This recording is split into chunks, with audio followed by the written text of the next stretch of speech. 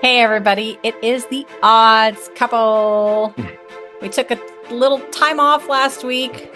I was traveling and it just became really difficult on trying to record this. Man, I don't know that we took time off, but let's just call it like it is.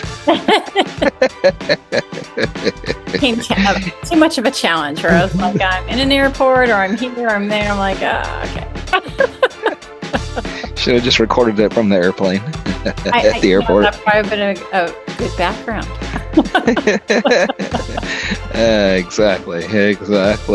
Well, we're going to shift our focus this week on to the college game, right? The new playoff system. So I think everybody's pretty excited about that.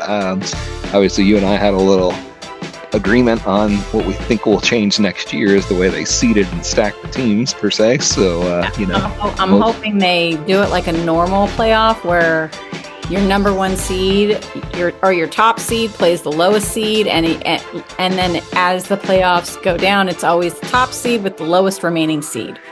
Yeah, I'm curious to see how they even came up with the idea of what they came up with. I'm not that knowledgeable about it, but I'm like, that's always been every tournament I've ever been in for my entire life. It's always the top seed gets the most. I guess because you got conference championships automatically got bids in or something, but still. Well, like we said, they got conference bids in, but they should have seeded them accordingly. Mm-hmm. Like who, I don't know, like the top seed. Yeah, it's still a little bit interesting that you have to go game 2 might be against, Boise State or somebody like that, right? So it's almost like back in the day. Especially like if you're Oregon or Georgia, you have the two toughest routes to get to the semifinals and then the finals. So I don't know who came up with that plan, but they need to rethink that one for next year. And I bet you will see them change that, because it's like if I'm Oregon at number 1 and I look at my bracket, I'm like, so they're either going to get Ohio State or Tennessee, and then all those teams are going to, and then you've got Ohio State and Tennessee, they're going to beat the shit out of each other, and then Oregon and either Ohio State or Tennessee are going to beat the shit out of each other, and then, yep. At that remaining game, and you've got someone else who's just like, oh, good, I've got this person, which doesn't really match up. And then you get Boise or Arizona State, and then same thing with who's the bracket with Georgia. That's the second hardest route. It's like, come on, dude. Yeah, it's going to be, it'll be interesting. So, because obviously, that second round, playing Boise State pretty well puts you into the finals, so whoever wins. It's whoever wins the Indiana Notre Dame, and that would be the second toughest games played, because Texas, I assume, is going to beat up on Clemson, and Penn State, I assume, is going to beat up on SMU. I could be wrong. I don't think the wise guys disagree with us. No, the point spreads don't disagree with us. The bookies don't. All right, well, we're going to start off with the first game of the day, which is going to be Indiana versus Notre Dame. Obviously, we did a little preliminary research. It's going to be a little cold up in those northeastern parts. I think 3 of the 4 games are calling it to be pretty cold, so that's going to be interesting to see how those teams handle it. Granted, Indiana is used to the cold, and so is Notre Dame, so I don't think it makes a huge factor. Obviously, we're looking at wind and things like that, because I think Indiana and Notre Dame like to air it out a little bit, but it doesn't look like that's going to be much of a factor either. It's probably just going to be cold. Yeah, and both of those teams are used to the cold because they're playing in Indiana and Notre Dame, but it's still Indiana. So who do you like in that one? I'm going to take Indiana +7. I think it's going to be a close game. If Notre Dame wins, I think it's going to be by a field goal. That's my guess. Yeah, and I had Indiana, but I just kind of on the spur, I'm going to switch that. I like that. I'm going to go with Notre Dame -7. They really haven't played anybody, so that's what steered me away from it. But they've just been dominating. And Indiana, again, what'd they do against Ohio State, right? I mean, I don't know that Notre Dame's an Ohio State, but they're pretty close, right? Just overall talent and things like that. So this is the Indiana's first run, as far as having a great season. I mean, they're a great story to come from where they came last year to this year, just like Arizona State, pretty amazing stories there. But I'm going to go Notre Dame -7. I could flip-flop on this one, to be honest with you. I think it could go either way, but I'm just going to go Notre Dame -7. Okay. All right. So next game, SMU Penn State. It's going to be up in Penn State. I think Penn State's going to dominate, and I'm going to take Penn State -8.5.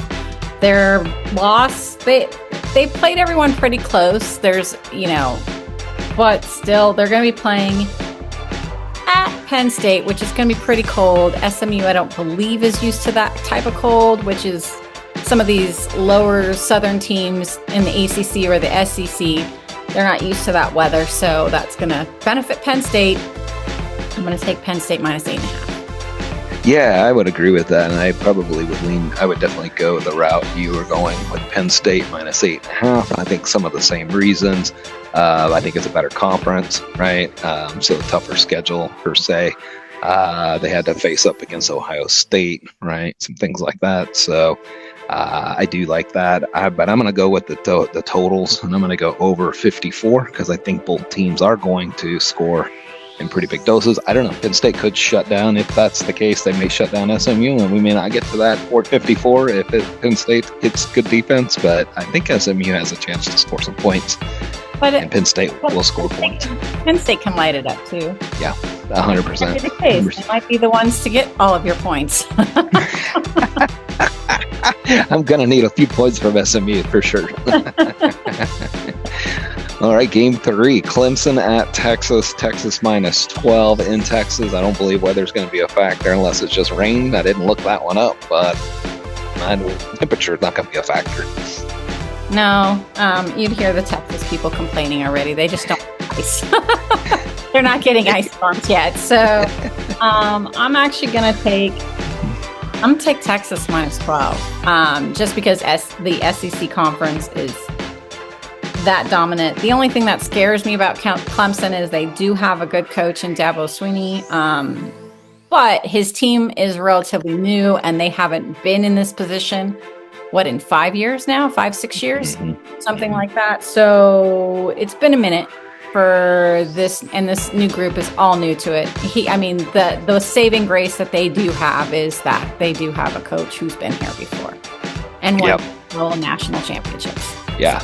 I mean, I like Sarkisian. I think he's a great offensive coach. I know they've struggled in the red zones for sure. If they can cure that, I think they definitely will take Clemson to the woodshed. I like that pick of yours, -12. I'm going to go with the -12. I think they got to get Arch Manning into the game a little bit more often. Ewers is kind of up and down. He's really good, but he's kind of can be inconsistent. I think maybe if they put Arch inside the red zone a little bit and give him the ball, give him a chance. I know they tried that a handful of times the last game that they played. So I don't know. I think they're going to get creative, and I think they're tired of not getting touchdowns in the red zone. You know why Ewers is at Texas, right? Well, he was the backup to CJ Stroud. And he wanted to start. You were not starting over CJ Stroud. No. Was that before transfer portal? Yeah. No, probably during transfer portal. It was right when it started. So I think CJ's last year, Ewers, he was a good prospect, and they really, really wanted him. But, CJ Stroud, they knew what they had in him. So they went with CJ. Yeah. Absolutely. Well, that game will be in Texas. So, and I know, that's the biggest spread game of the weekend, right? -12 as opposed to -8.5 on Penn State. So, Texas hasn't necessarily dominated the top 25 teams or the top 5-10 teams. So we'll see. It's risky, but I'm going to roll with Texas like you at -12. Okay. All right. And then the last game, I'm not going to pick who's going to win. Because I don't want to. Oh, why is that? So I'm taking the over in that one. Ohio State at Tennessee at Ohio State. The point spread is 46.5, and I'm going to take the 46.5. I know it's going to be cold and chilly up there, which isn't going to fare well for Tennessee, but I think Ohio State gets rolling. they'll probably put up 40 points themselves. I'm at least looking for Tennessee to put up, at least 20, 24, something like that. I think that's a really good, because I think you're right. The weather's going to be cold, like you said. I mean, it gets pretty cool up in the northern parts of Tennessee or Knoxville where they're at, but not like Ohio cold. My only thing with that is that Tennessee defense, and that defensive line is not something that I don't think Ohio State's faced yet. So, I mean, Michigan's good, but I mean, Tennessee's got a really good defensive line. Now, granted, I know you're banking on them airing it out, which is their strength for sure. And they may be forced to do that, which may not be a bad thing, or won't be a bad thing for Ohio State, because they need to get back to that. Like I said, they went into that Michigan game with the one game plan that played in Michigan's favor. Let's prove to them we can run the ball and then run it into the teeth of the defense. Yeah. No, my only concern is the psychological. Your run complements your throwing, so as it gets to the point where they have to cover. So it allows for their running backs to run. So do what you have two of the best wide receivers in the country right now, in Ibuka and Jeremiah Smith. Use them. Absolutely. Well, I'm going with the kind of the psychological effect that I heard unannounced the other day. That was kind of interesting. I don't know if it's right or wrong, but they were just like, I think maybe Ohio State to some degree wish they played on the road to get away from their fans, meaning their fans are like already giving them hell and havoc over those close games on those losses. So I think if Tennessee, it's critical for them if they're going to get in there, and they've got to take early advantage and try to score some, because then they need to get the fans kind of turning against the team, So the Bluebirds need to come out early and often. I don't know if that's going to happen. Ohio State may totally just walk in the door and just drill them. But I'm gonna go with an underdog here. I'm gonna go Tennessee plus 7.5, because I think there's a psychological thing going on at Ohio State. Just my gut feel. So we'll see. I think Ohio State wins. I just don't know if they cover by 7.5. Right. I mean, I'm not picking that. That's why I'm just picking over, because I'm just going to watch the game. Stressed out, but I'm going to watch the game. Well, I'm rooting for you on that one. I'd love to see Ohio State, because I want to see what I think is the best team make it all the way through. I do think Ohio State's the better team, without a doubt, at home. But I don't know if they cover by 7.5. And usually when I say that, that means go ahead and take Ohio State, because they'll win by 35. We're good. So, yeah, we're good. I think we have. So, to round it up today, we have Christina with Indiana plus 7. We got her at Penn State minus 8.5. We got Texas minus 12, and you're taking the over on the Ohio State game. And I am taking Notre Dame over 54 on the SMU Penn State. I'm taking Texas with you at minus 12. And then I'm taking Tennessee plus 7.5. There we go. That's our picks for college. First college picks of the year. Yeah, as we're winding down, NFL is going to be really rough to pick, just because they're going to be sitting some starters, some of the people that are already in. Like, I don't think Mahomes plays the rest of the regular season. Mm-hmm. And then, college football's got their playoffs going. So as they wind it down, find their championship, then we'll figure out who's in the playoffs for NFL, and then that will be... It's true. That will be fun picking the playoffs. And welcome to fantasy, because now that becomes the next fun part in fantasy football is who do you start based on, are they even going to play the whole game? Right. All right. And then you get screwed.